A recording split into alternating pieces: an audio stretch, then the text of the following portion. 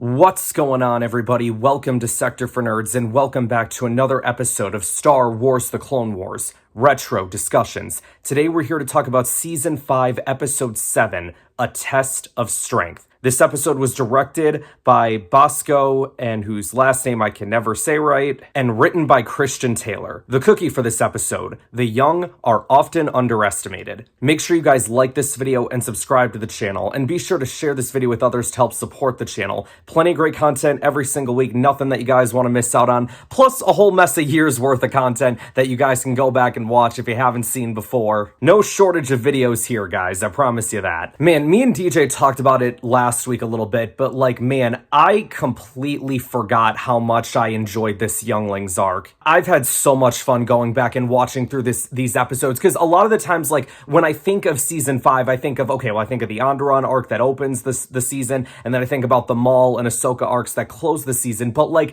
this Younglings arc, I can't believe I keep forgetting about how good it is, because especially in this last run through of me watching through these episodes, I've really enjoyed it. Intro guy, let us know what's going down in this episode and give us a little recap of what happened last time. Ancient Jedi tradition. 6 younglings are sent to the secret caverns of Ilum, where they are tested by the Gathering, an ancient Jedi ritual where each youngling must harvest a crystal around which they will construct their own lightsaber.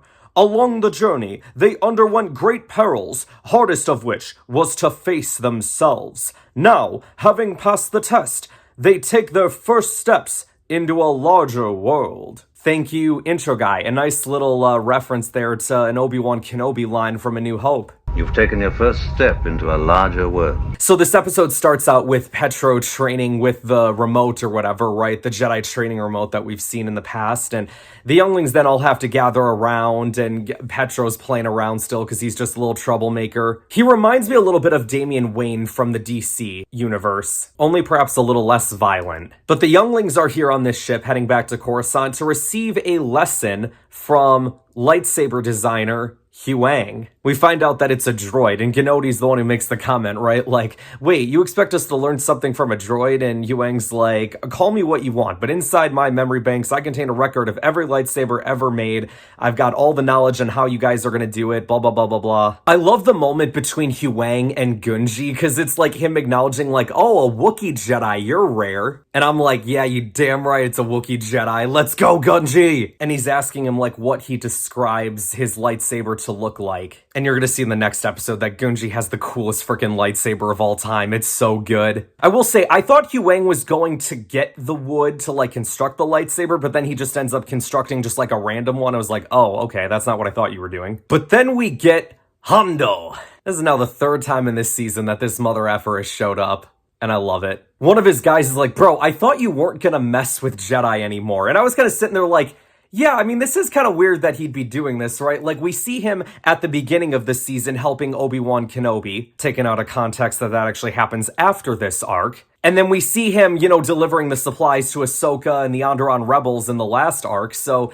it's okay, yeah, I feel like Hondo's maybe turned over a new leaf. Oh, nope, he's still attacking Jedi. Because he finds out, right, that these are just younglings heading back from a training mission, and he just wants to get those kyber crystals, man, because the price of just one would make a man rich. And we all know how much I like to be rich. Don't we?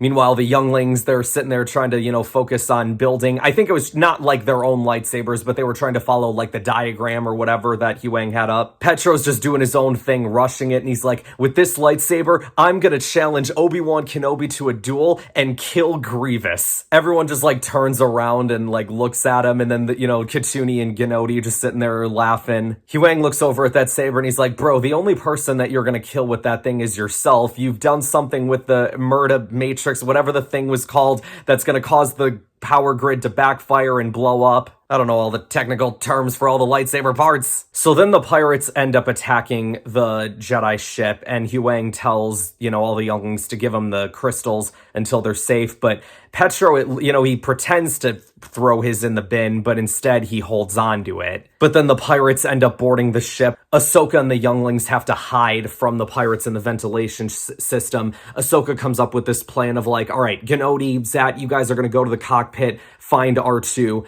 and secure him. The rest of you are going to take Professor Huyang, go inside the hold and wait for my command. She puts over, you guys are not to engage the pirates. Your only job is to stay hidden. Then Hondo walks onto the ship, and finally, after all this time, we get my favorite Hondo line of all time, the most iconic Hondo line. I smell profit. I smell profit.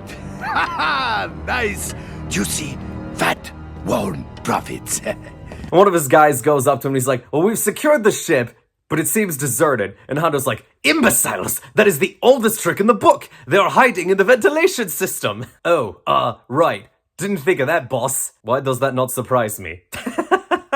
And Hondo's like, bro, your job is to find the crystals. If anything gets in the way, kill it. And one of the pirates just points out, like, bro, boss, like, they're just kids, man. And Hondo, who I feel like could just care less right now, is just like, they're just kids. When will they learn? In case you lack motivation on the black market, just remember that these crystals are priceless. So they end up throwing smoke into the ventilation system to try and smoke them out. Gnody and Zat get to the cockpit, but then they end up getting attacked by a pirate. Luckily, R2's there to save the day. Unfortunately, the other younglings, though, are not able to get to where they need to go because they get caught up in the smoke.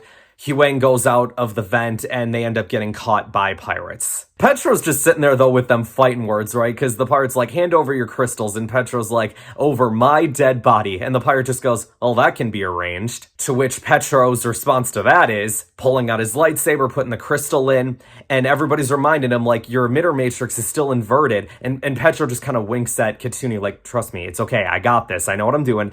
And he goes, so, which one to use first? The lightsaber, like, flickers on and off, and then he throws it to the pirate.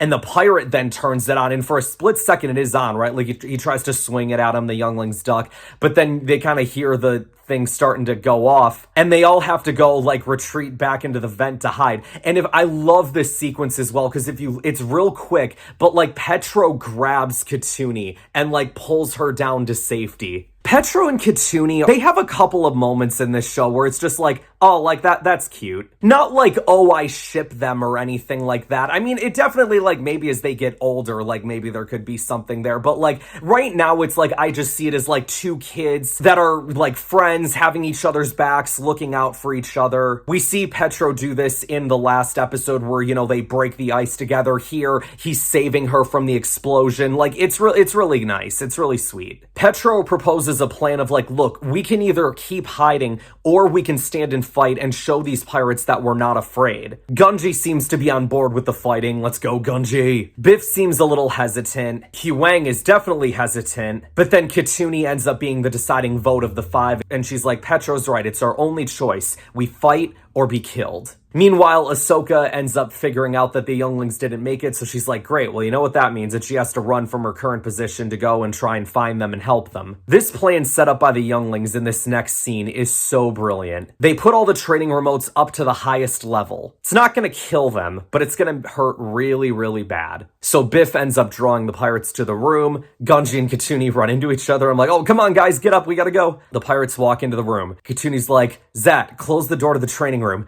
Zat's like, wait a minute, Katuni, where have you guys been? Where are you guys? And Katuni's like, no, there's no time to explain. Just close the door. So R2 closes the door. Door shuts. The training remotes go off. And they just start shooting these pirates to death, man. That's gotta suck. Again, it's not killing them, but they're gonna be in so much pain. So then the younglings try to go to make it to the hold, but unfortunately Hondo and the rest of his crew are all kind of standing around there. But never fear, Ahsoka is here. She force pushes the pirates across the room and confronts Hondo. Hondo, the Jedi Council will not take kindly to this attack. Ahsoka. How will they know who is responsible if there is no one left to tell the tale? You seem less hospitable than our last meeting. My mood is based on profit. And today, I am in the mood for crystals. You want the crystals? Come and get them. So then we end up getting Ahsoka versus Hondo. Hondo using that Magna Guard staff that he's had in the past that he used to fight Anakin Skywalker with. Poor Huyang ends up getting shot in the head and the arms, but who needs arms and head when you still got legs? Hondo goes, you know, had I known you were here, I could have simply asked you for the crystals directly, and we could have come to avoiding all of this. Ahsoka's like, I don't want to hurt you, Hondo, and Hondo just goes, I know, and I appreciate that. Hondo's the man. They're all in the hold, but Ahsoka's obviously still out there with Hondo. Zat contacts Ahsoka to be like, everyone's made it to the hold. Ahsoka! Ahsoka! Come in! They've made it to the hold! Then what are you waiting for? Well, what about you? Do it!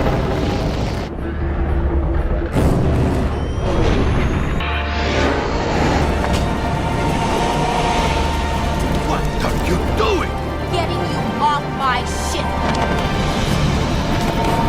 Oh, And they have like this really cool scene where like Ahsoka's kind of like fighting him as they're floating through the air, right? So she like knees him in the face. At one point, Hondo tries to hold onto a wall. Ahsoka just launches him across the hallway and they both go flying. Couple pirates get sucked out completely. A few of them get stuck by the door, but then Ahsoka pushes one into all of them and then force pushes them down their boarding bridge or whatever. And then as it looks like, okay, they got them all off, Ahsoka's shutting the door to, you know, make the jump to hyperspace.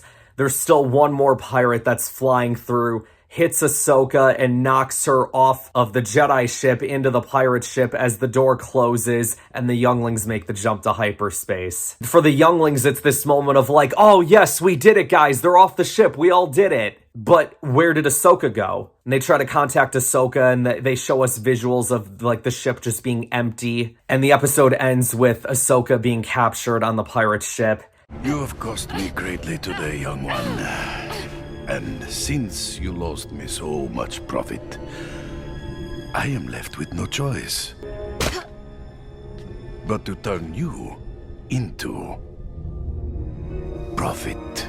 And so the episode kind of ends being like, ah, shoot, Ahsoka's been captured. Like, what now? So I feel like in this episode, we don't get too much from like the character progression of the younglings other than just like them as a group versus like them as individuals, which I guess you can kind of make that argument that like a lot of them don't really get much more progression as characters versus like last week's episode. And then maybe one could argue next week's episode as well. This one was about them more as like a group though, trying to survive a pirate attack. You've got the introduction of Huyang and like him teaching the younglings how to build lightsabers. You've got Ahsoka doing more in this episode in terms of like the action. I feel like of all the younglings in this group, I think that Petro's the one that they give the most to, with probably Katuni as a close second. But as far as like some of the other ones, right, it's like, okay, well, Biff was just kind of there. Gunji had the moment at the start of the episode with Huyang, but like that was about to the extent that he did in this episode. And then you had like the stuff with Gnodi and Zat a little bit, but not much there. But overall, again, like I still really enjoyed this episode. And of course, you know, getting to see Hondo is always a treat. It's actually kind of crazy how like we only had one arc with him in season 1. We had, what was it, like 2 episodes with him in season 2? And then seasons 3 and 4, we get nothing of Hondo. And then all of a sudden in season 5, he's in like 3 of the 5 arcs. It's actually kind of crazy. So yeah, you guys, I think that is going to wrap us up for today. Next week, you guys, we're going to be talking about season 5, episode 8, Bound for Rescue. Be sure to like this video, subscribe to the channel, share this video with others to help support the channel, and I will see you guys next time. There's a problem with the ship. What kind of problem? Breaking away from the pirate ship ruptured the entire filtering system. What does that mean? It means she's venting coolant, and if we don't land soon, the engines will explode. We'll have to land and let the system reset.